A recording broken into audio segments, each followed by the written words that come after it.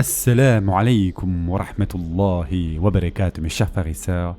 Alhamdulillah, summa alhamdulillah, le mois de Ramadan est arrivé et Allah Azza wa Jal nous a permis de vivre ces journées et ces nuits. Mes chers frères et sœurs en islam, les jours passent très vite et le mois des bienfaits et des bénédictions est arrivé, alhamdulillah. Notre cœur se prépare, l'âme y aspire, le désir se renouvelle comme si c'était la première fois que ce mois arrivait. Oh Allah, fais en sorte que nous puissions atteindre les jours et les nuits de ce mois pour bénéficier de la miséricorde, du pardon et de l'affranchissement de l'enfer. Le mois de Ramadan est un mois béni, mes chers frères et sœurs en islam. Ces jours sont bénis et tout ce qui correspond à cette caractéristique passe bien vite. Il ne s'agit que d'un nombre limité de jours, comme il est dit dans le Coran. Et puisque les membres de la communauté sont tous d'accord pour affirmer que le mois de Ramadan est une saison de bienfaits et le plus grand don qu'Allah a pu faire aux musulmans, alors il est du devoir de chaque musulman d'agir avec le Ramadan différemment de ce qu'il peut faire durant les autres mois. En effet, agir de la même façon avec les faits qui sont de degrés différents est la preuve d'une raison limitée et d'une mauvaise compréhension des choses, mais aussi de leur mauvaise évaluation, sans leur accorder la place qui leur revient. Mes chers frères et sœurs en islam, pouvoir vivre jusqu'au mois de Ramadan est en soi un des plus grands bienfaits. Seuls les vertueux et les hommes qui se préparent sérieusement pour l'au-delà estiment ce mois à sa juste valeur. Alors si Allah subhanahu wa ta'ala nous fait la largesse de nous prêter vie suffisamment longtemps pour atteindre le mois de Ramadan, ressentez donc ce bienfait et saisissez cette opportunité. Si elle nous échappe, ce sera un regret après lequel il n'y aura rien à regretter et une perte après laquelle il n'y aura plus rien à perdre. Un homme ne peut véritablement profiter de ce mois ni en tirer les bénéfices escomptés s'il ne met pas en place un plan. Il faut qu'il s'y prépare parfaitement et met en œuvre tout le nécessaire pour ce faire. Il ne devrait pas laisser les choses aller comme bon leur semble. De plus, on sait aussi, à la suite d'études mais aussi à la pratique, que tout ce qui est accompli sans planification n'est en réalité qu'une façon de commettre des erreurs et de s'en mêler les pinceaux. La planification est le secret le plus important de tous ceux qui connaissent la réussite en ce monde et dans l'autre. Ceci après la réussite accordée par Allah subhanahu wa ta'ala bien entendu.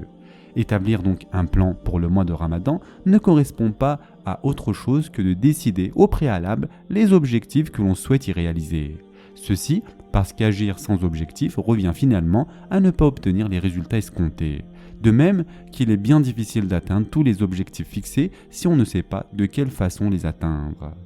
Le Ramadan est bien trop important pour laisser ce mois sans objectif et sans ligne de route pour les réaliser. C'est pourquoi nous disons à tous ceux qui veulent tirer profit du Ramadan, vous devez absolument connaître clairement les objectifs que vous souhaitez réaliser durant le Ramadan. Et il n'est pas suffisant de dire que vous avez l'intention de prier beaucoup, de faire des aumônes et de faire des actes de bien.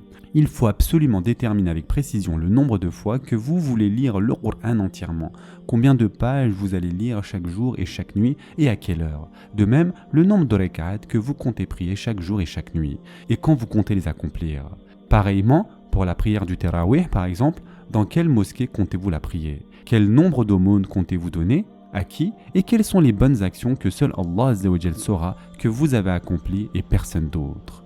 Il convient d'avoir une bonne représentation des catégories de bonnes actions que vous comptez accomplir, les heures auxquelles cela se déroulera, comme l'entretien des liens de parenté et dans quel ordre cela se fera-t-il, combien de temps consacrerez-vous pour chaque personne et ne laissez rien au hasard si ce n'est des facteurs externes qui échappent à votre volonté et développez ainsi chaque point pour qu'il s'inscrive dans votre plan. De plus, que celui qui souhaite profiter du mois de Ramadan pleinement minimise le temps qu'il passe habituellement à dormir, à manger, à parler, à passer du temps avec les gens. Tout cela doit être mis au service du grand plan établi pour le mois de Ramadan. Que celui qui souhaite profiter du mois de Ramadan accorde l'importance requise au degré de valeur des actes. Certains actes sont faciles à réaliser et ont pourtant un grand mérite, bien supérieur à d'autres actes qui sont pourtant bien plus pénibles et fatigants à réaliser. Le fidèle devrait donc être avisé sur ce point puisqu'il peut ainsi parcourir de longues distances et précéder bien d'autres fidèles, alors que d'autres ne se seront pas donné la peine de profiter des bienfaits de ce mois. Mes chers frères et sœurs en islam, la plupart d'entre nous laissent échapper des grands bienfaits durant le Ramadan. On perd un temps fou parce qu'on n'a établi aucun plan. On ne sait pas à l'avance ce qu'on va faire dans chaque minute de notre journée. Il peut même sembler à certaines personnes d'accomplir de nombreux actes, mais en réalité en faisant le compte, on s'aperçoit qu'on aurait pu en faire plus. Son cas est le même que celui du propriétaire d'une maison qui n'est pas rangée. On n'y trouve presque jamais d'endroit où poser une chose, mais une fois rangée, il y a de la place pour ranger bien des choses. Il en est de même des heures de la journée avant et après les avoir agencées. C'est là tout l'intérêt de la planification, agencer les actes de la journée en fonction des heures. Un fidèle qui adore son Seigneur durant le Ramadan, sans s'y être préparé, est comme un homme qui joue au milieu d'autres qui s'efforcent de faire de leur mieux, ou comme un homme qui plaisante au milieu d'hommes qui sont très sérieux. Les gens inconstants sont rarement les premiers, et s'ils arrivent au bout de leur parcours, ils sont plutôt en retard. Alors qu'en est-il, c'est le champ de course et le mois de Ramadan. Pour finir, mes chers frères et sœurs en islam, une fois après avoir mis les moyens en œuvre pour ce faire, il faut absolument placer sa confiance en Allah subhanahu wa ta'ala, qui est le Seigneur de ses moyens. Il faut solliciter son aide et son assistance, et ne pas nous reposer uniquement sur notre plan. Il nous faut plutôt attacher nos cœurs à Allah azza wa jal et lui demander de nous accorder la réussite. Et aussi, savoir que la planification n'est qu'un moyen pour nous permettre d'atteindre nos buts et nos objectifs, et que celui qui a atteint la réussite ne l'a atteint uniquement parce qu'Allah azza wa jal le lui a permis. Et celui qui a abandonné est celui qu'Allah azza wa jal a abandonné. Ô Allah, accorde-nous la possibilité de t'obéir, facilite-nous ton adoration, fais que nos œuvres soient acceptées et que nous soyons de ceux qui ont gagné leur salut. Amin ya Rabbil Alamin. Pour ceux qui ont commencé leur premier jeûne, je vous souhaite dès maintenant un bon iftar, qu'Allah azza wa jal accepte votre jeûne.